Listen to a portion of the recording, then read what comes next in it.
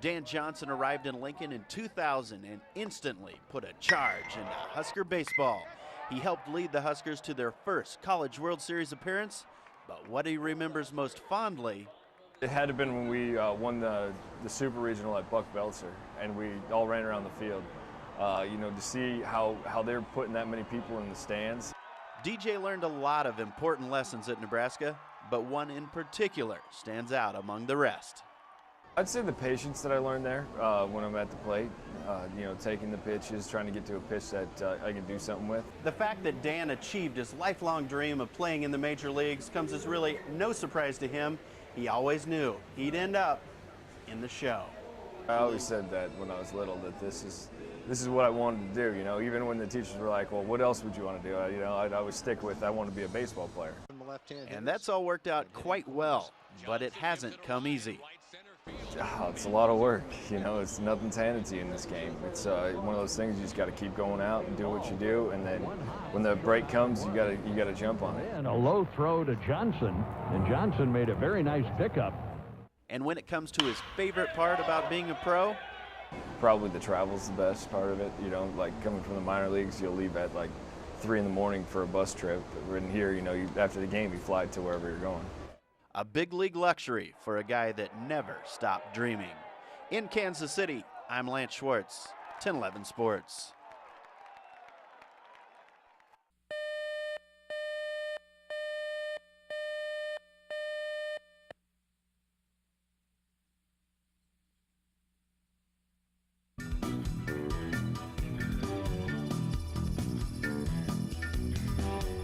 Class A going to the blocks. Quiet at the start, please.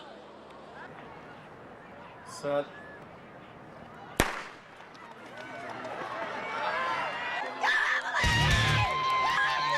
Emily Squeezo.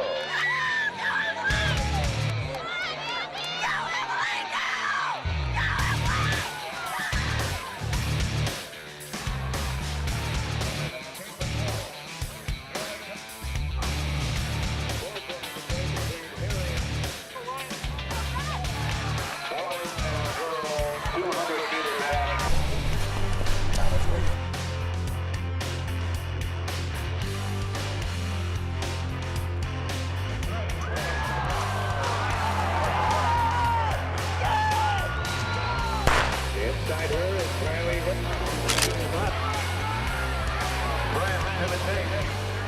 It all came together, and I feel relieved.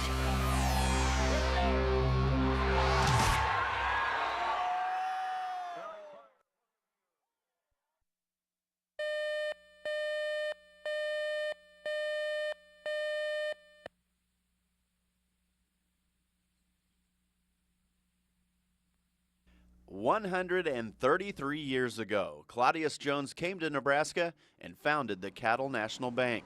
10 years later, he also started the Jones National Bank. Max Wake knows the story well.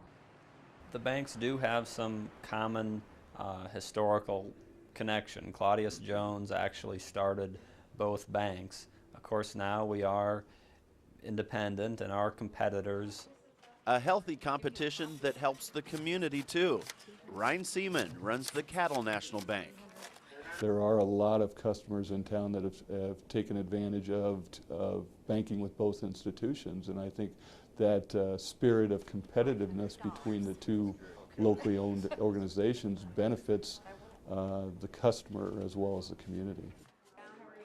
And the community of Seward embraces the opportunity to bank with their neighbors. And the future looks bright, despite what some might say. The consultants of the banking industry would tell you that you know, community banking is on its way out, but we truly believe in it because of our customers and their desire to bank with people they know. So to have two organizations like that, two very strong organizations, I might say, from a capital standpoint, a profitability standpoint, in one community is just a tremendous asset for the community. Two friendly competitors, just a couple of blocks apart, both doing well because of the way they do business. Bankers talk about numbers a lot, but it comes down to being a people business, and we have great people here. people valued by their bankers. I'm Lance Schwartz, 1011 News.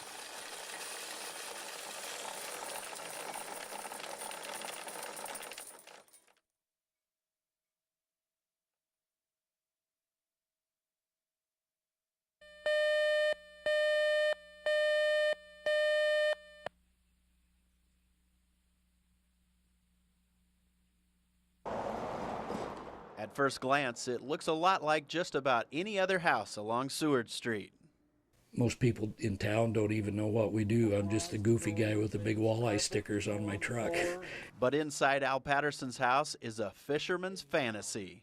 You can't really tell much by this. Let's go downstairs. Crammed into his basement, you'll find a treasure trove of the hottest walleye lures, spinners, jigs, and flies around. Well, right here's all our spinners. Al started the business with what he calls pocket change. The brand name is Real Bait, and it carries a lot of weight in the world of walleye. We got jigs, we got t-shirts, we got dirty laundry. Well, they don't exactly sell dirty laundry, but they do sell just about everything else. These are the walleye flashers. It's all systems go now, but 14 years ago, business was the furthest thing from Al's mind. He and his wife lost a son shortly after birth. Devastated, Al knew his life could head in two very different directions. Just knowing my history of people with alcoholism in the family, it's like, that's not the way to go. The way to go turned out to be spending his free time in the basement, creating some of the best-selling products in the fishing industry. You have times and moments that you think, I don't know if I could do this all over again, because it is so much work. These days, Al hires others to manufacture Real Bait lures. He sells them worldwide via the internet and in Cabela's and Shield stores nationwide. I've never worked so hard at all my life at anything for such little reward for so many hours and been so happy doing it. Let's go fishing.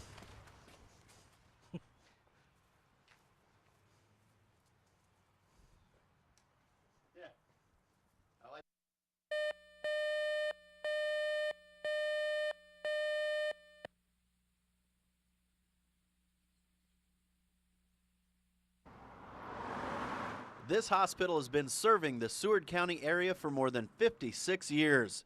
And despite their size, they have always had their eye on the latest advancements in medicine.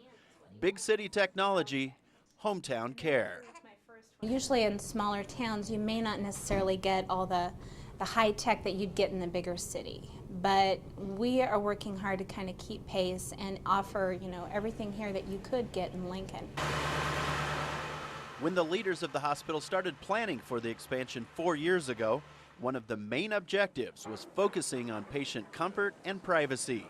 Now, 1 year after the project's completion, the hospital's CEO has gotten favorable reviews. We've heard a lot of good things from the community. The community is very satisfied with the patient rooms, the space in the ER area, just overall their comfort and their privacy. They see quite a bit of difference there. The healthcare industry is driven by technology and the way medicine is delivered. We feel we've developed a facility here that has allowed us to grow as well. We're not just done. And it's very, very important to stay up with modern technology, with the needs of the patients. Services are always changing. It's nice to have our administration be so proactive about keeping us up to date and getting us kind of the latest and the newest and the best. It allows us to take better care of our patients. Because it really is all about caring. In Seward, I'm Lance Schwartz, 1011 News.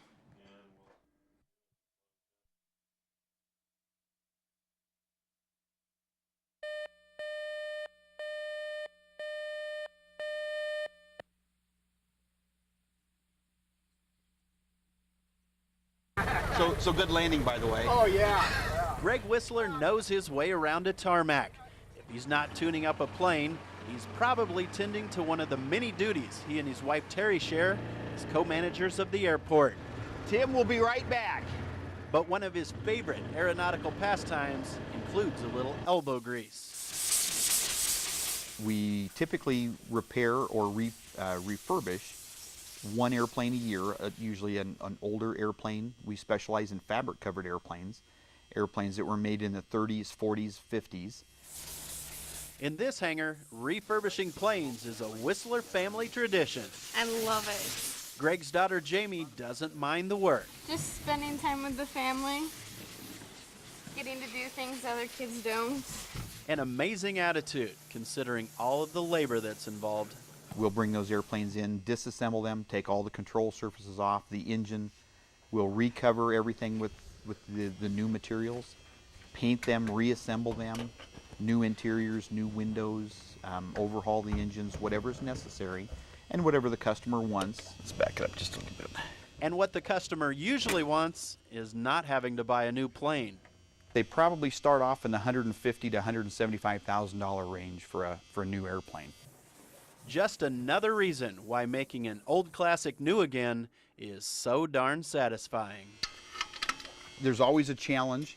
You know, you're dealing with something that's been, well, you know, approximately 60 years old, and it's neat to be able to see them be completed, and especially to fly them for the first time after they've been stagnant for so long. It's just really, really satisfying to get them up in the air.